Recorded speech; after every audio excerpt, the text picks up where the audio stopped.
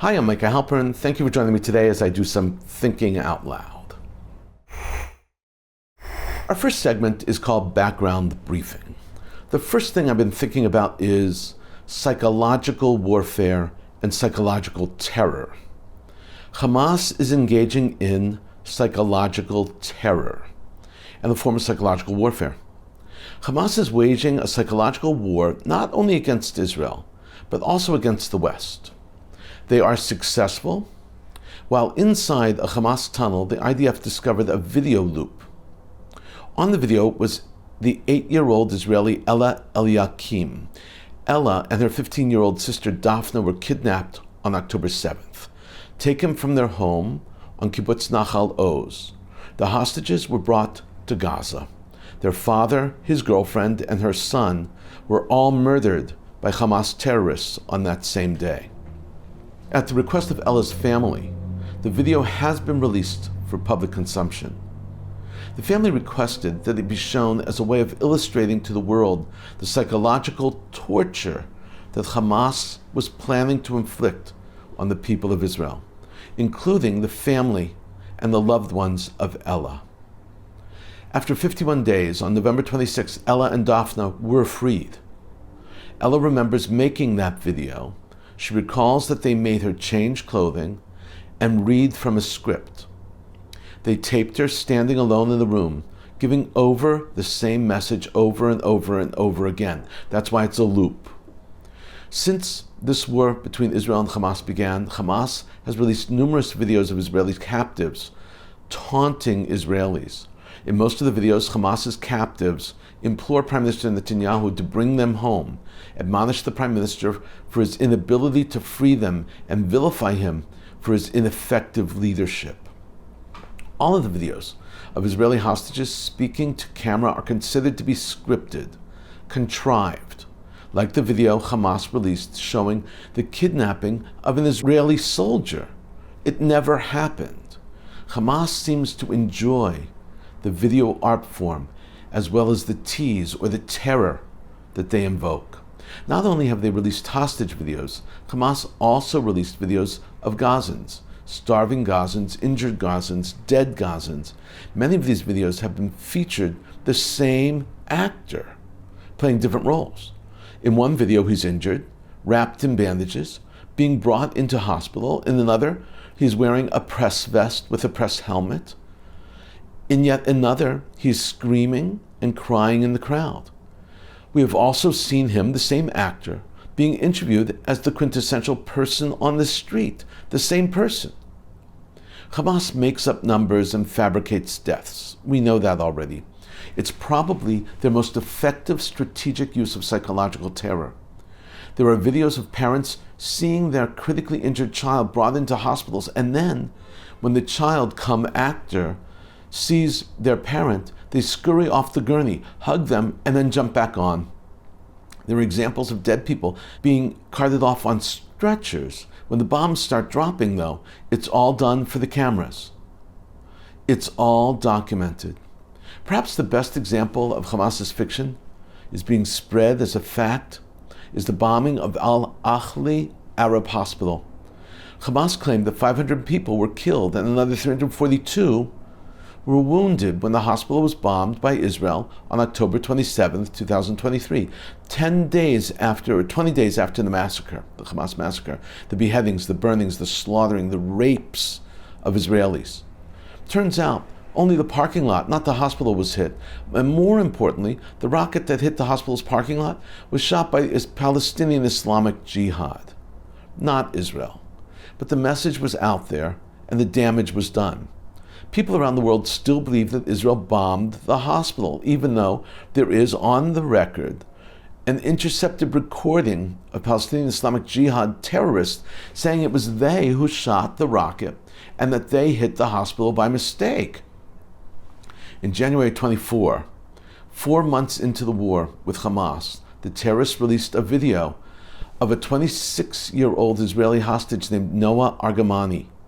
In her video, Noah reported that 2 other hostages, Itai Sversky and Yossi Sharabi, had been killed. There was a picture of dead bodies. 1 day earlier, Hamas had released another video In that video, Itai and Yossi were alive. They spoke their names and said where they were from and lived in Israel, and pleaded with Israelis to influence Netanyahu to stop the war and free the captives. Psychological warfare.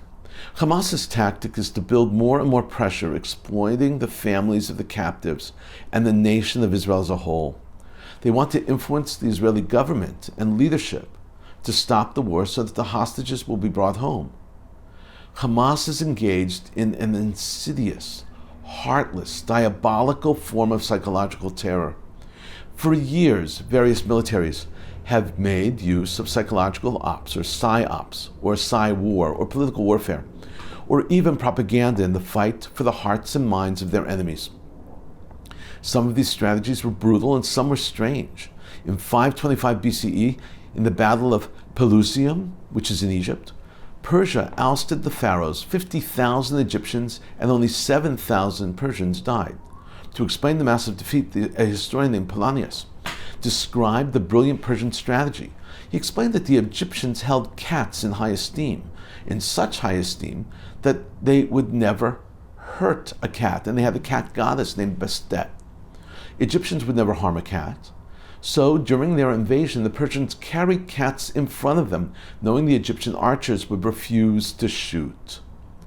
Years later, Genghis Khan and his Mongols would ask that towns submit to his rule. If they refused, he and his generals would massacre them en masse, totally. They would also catapult decapitated heads into the walled cities, spreading fear. Word spread quickly. During World War I, David Lloyd George, the Prime Minister of the United Kingdom, produced over 1,160 different propaganda pamphlets, little booklets. These booklets were very influential in swaying public opinion on the continent.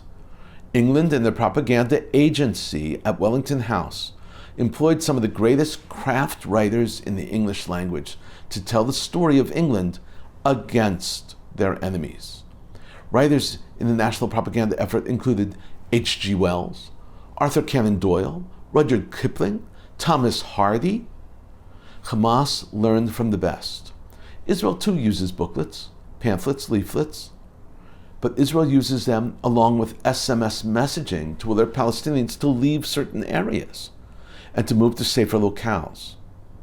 Israel uses these tools to help Palestinians, to save Palestinians.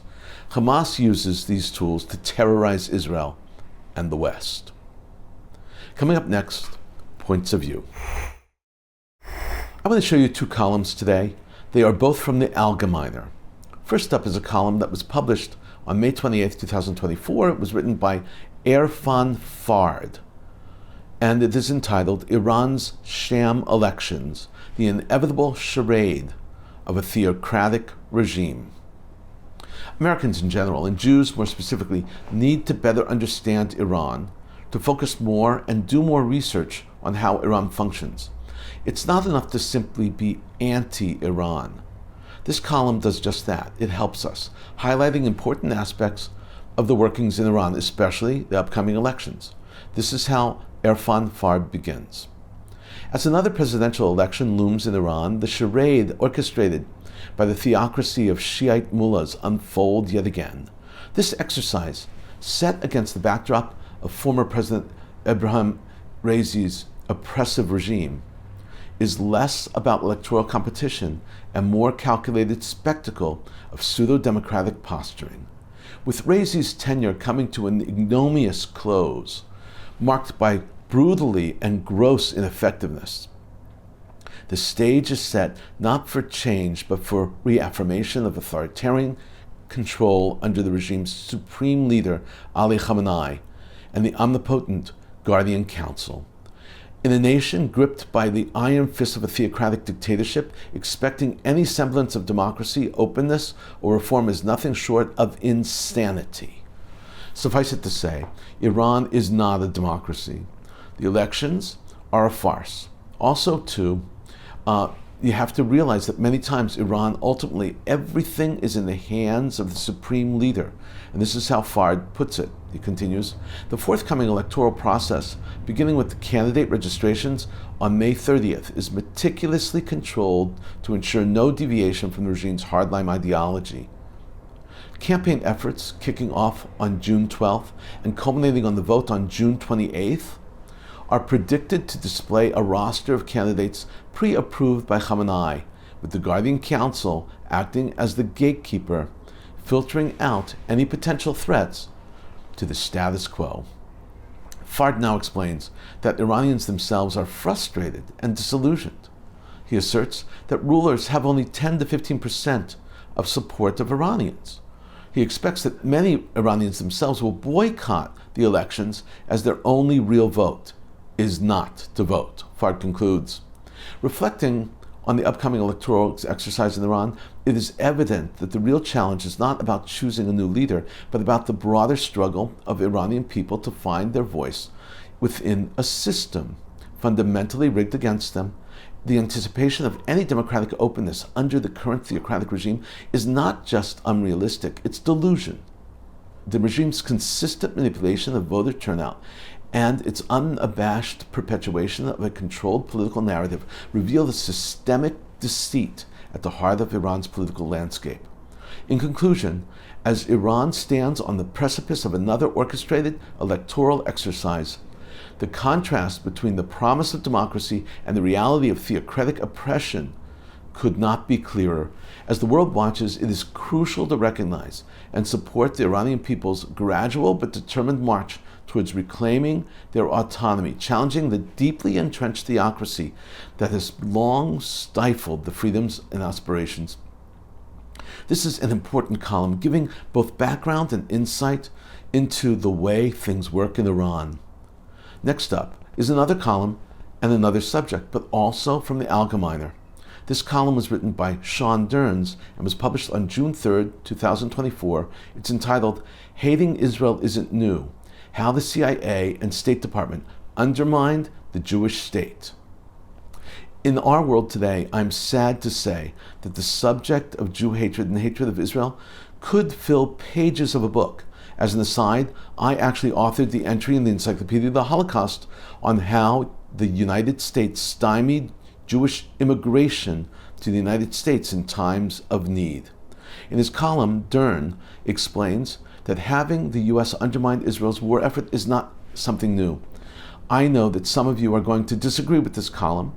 I too have issues with it, but it's worth listening to and to understand what Dern has said.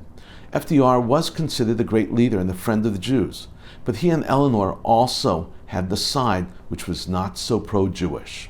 This is how the column begins. Teddy Roosevelt's great-great-grandson is an anti-Israel protester at Princeton, blared the New York Post, headline on May 4th, 2024. The Post recorded that Quentin Collin Roosevelt, an 18-year-old freshman and descendant of the 25th president, is an anti-Israel activist at the Ivy League University. But far from being hip and new, Quentin's brand of anti-Zionism is old hat. He's merely continuing a long family tradition of anti-Israel activism.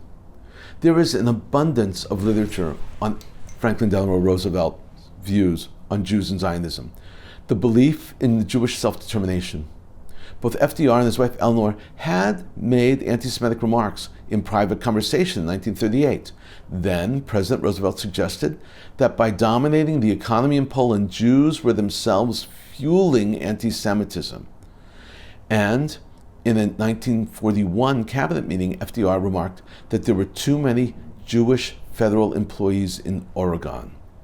In his final days, FDR promised Saudi leader Abdul Aziz ibn al-Saud that he would oppose the creation of a Jewish state, the Jewish people's ancestral homeland. Dern describes now how Roosevelt's grandchildren, Kermit, aka Kim, and Archie Roosevelt, were high-level CIA and State Department employees for years, and they were not supporters of the creation of the Jewish state either. Dern concludes writing the following: Kim, Kermit, and Archie Roosevelt, however, would continue their careers as high-ranking CIA officers before eventually starting a consulting business and making use of their extensive Middle East contacts. For some college protesters, attacking Israel and American support for Israel might seem new and trendy. Yet, both the CIA and Big Oil were precisely doing that decades ago, forming alliances with anti-American dictators, anti-Semitic war criminals, the press, Protestant groups, academics, university administrators, and fringe Jewish groups, claiming to represent what's best for American Jewry. As William Faulkner once wrote, "The past is never dead. It's not even past." Faulkner was correct, I'll say that. Thank you, Dorn. Coming up, commentary through cartoons, where pictures tell the story. I want to show you 13 posters today. As I hope you recall, viewing posters in what we've been calling the poster war has become a recurring segment on this show. Every few weeks, we look at posters that go up on the Upper West Side of Manhattan. It is most definitely a poster war.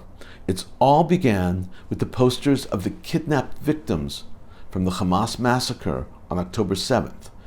One of the posters we will look at today actually comes from Israel. The other 12 are products of the West Side, the Upper West Side poster war. I usually try to show you nice posters and pro-Israel posters, but I want to also show you part of the conflict also. So I'm only showing you the clean posters, you should know, not the more graphic or the uglier ones. And once again, I want to thank Glenn Richter for sending me these photos, these and the posters. Glenn is a valiant commander who has dedicated his life to fighting for Jews all over the world. Of course, we know from Student Struggle for Soviet Jewry. I never thought the battle would be not just around the world, but in their own front yard. This first poster is from Israel. It's entitled, "Bring Hirsch Goldman Poland Home." It's an image of Hirsch next to an egg timer. I find the poster very, very powerful. Next up is a classic example of the poster war. Here we see the conflict. The original poster reads, "Long live Palestine," and the baby swaddled in a keffiyeh. It has been changed to read, "Long live Israel," with the Star of David. That's the war. Next poster is a bold statement. It's a massive critique of the Marxist ideal. It reads, "Collective liberation apparently doesn't include Jewish hostages."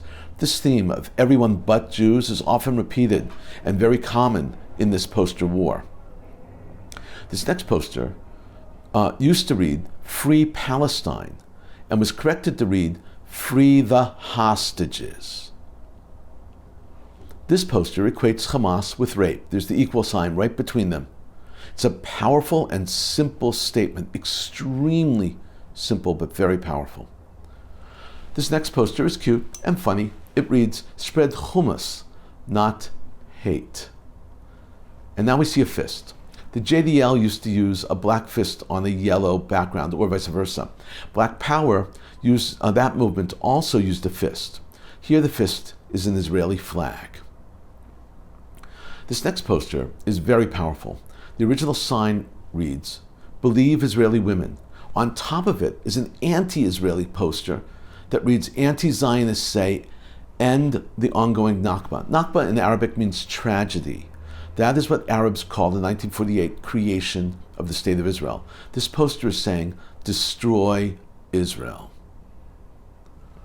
This next poster simply reads, "We stand with Israel, not Islamic terror." One of the most moving expressions that came out of the horrors of October 7th is the expression from the Nova Festival, as seen, and the memorials, as seen on this t-shirt. Powerfully and eloquently, these 4 words say it all: "We will dance again." This next graffiti is troubling. The original blue writing underneath reads, "Hang Bibi," but the correction reads, "Bring Bibas back." The 2 young red-headed children and their mother are members of the Bibas family who were kidnapped on October 7th and are still in Gaza. The next poster leaves nothing to the imagination. A person wearing a keffiyeh is holding a map of all of Israel. In both English and Arabic, the caption reads, "Palestine will be free." It means all of Palestine, and on that map there is no room for Israel.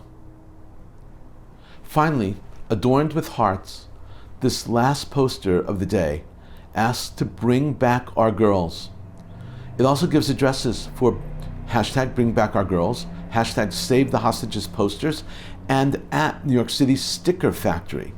It is a plea to post these posters and do the best one can do to make certain that it's difficult to rip them down. In a moment, more of my own perspective and a few predictions. While we all want the hostages home, news we're getting is important, but it's also sad news.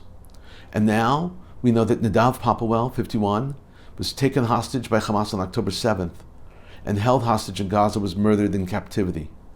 The official update came from his kibbutz.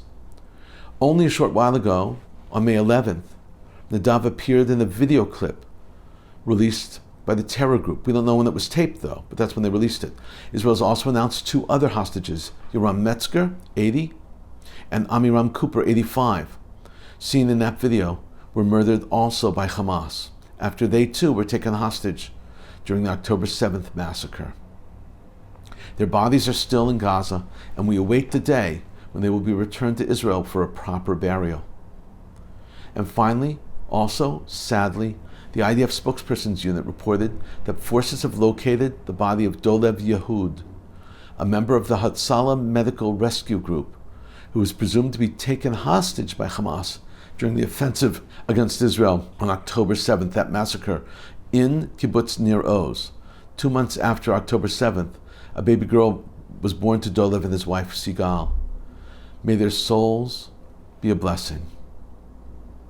Defense Minister Yoav Gallant said that Israel has been steadily choking Hamas and cutting the terror organization off from its supply routes on the Gaza Strip's border with Egypt. He said that Israel is working on establishing an alternative government in the Palestinian enclave. Gallant's exact quote is, and I'm quoting here, "The operation in Rafah is progressing both above and below ground. The forces are fighting with great determination and are destroying the lifeline connecting the Gaza Strip to Egypt. We are steadily choking Hamas, preventing it from continuing to exist. It will not have the ability to reinforce, grow stronger, or arm itself." Following a situation assessment at the Southern Command headquarters, the foreign minister said, "We are preparing an alternative government for Hamas. Once we isolate the areas, we will remove Hamas operatives and bring in other forces to enable a different regime." That's a quote, unquote.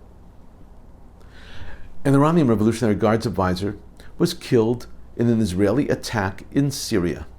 This according to Iran's semi-official news agency SNN, which reported on both the strike and the death.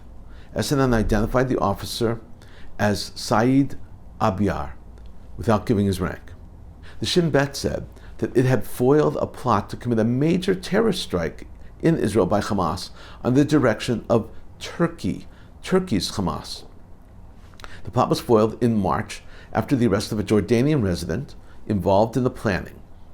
After he was detained in Nablus, the Jordanian suspect admitted that he had agreed to carry out a suicide attack for Hamas and was given funds and instructions, including where to find the explosive device prepared for him in the West Bank.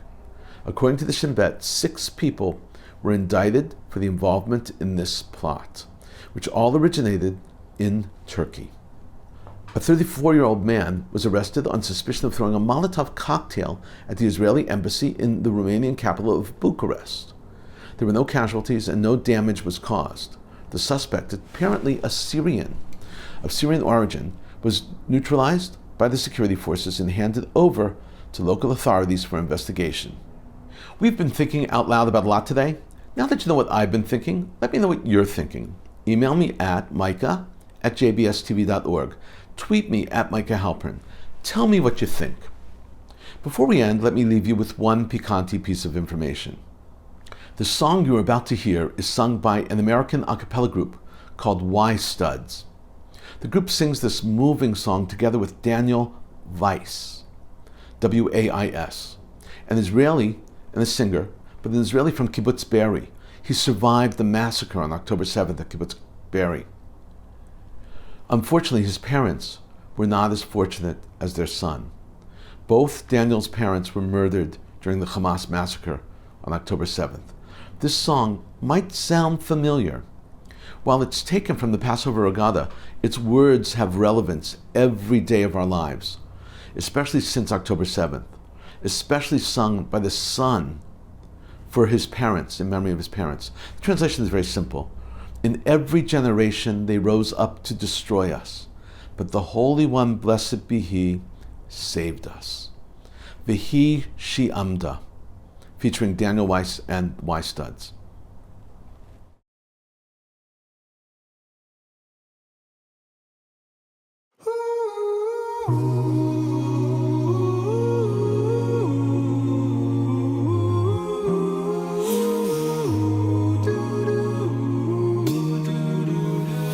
והיא שעמדה לאבותינו, והיא שעמדה לאבותינו ולנו, שלא אחד בלבד עמד עלינו לכלותנו, עמד עלינו לכלותנו. והיא שעמדה לאבותינו, והיא שעמדה לאבותינו ולנו, שלא אחד בלבד עמד עלינו לכלותנו, עמד עלינו לכלותנו. והקדוש ברוך הוא מצילנו, הוא מצילנו מידם. והקדוש ברוך הוא מצילנו, הוא מצילנו מידם.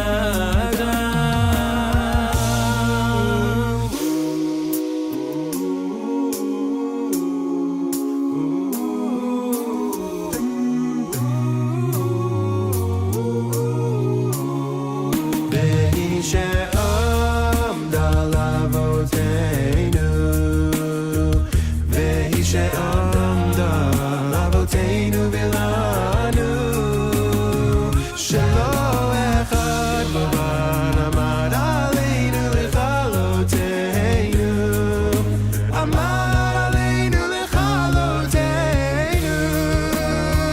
והקדוש ברוך הוא מצילנו, מצילנו מידם. והקדוש ברוך הוא מצילנו, מצילנו מידם.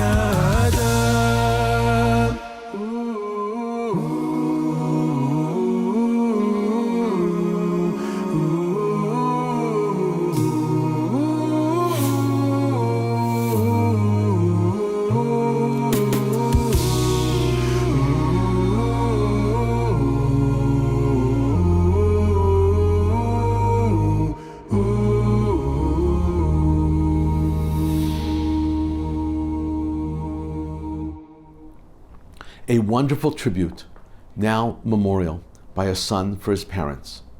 Thank you for thinking out loud with me, Micah Halpern. Let's think out loud again next week on JBS.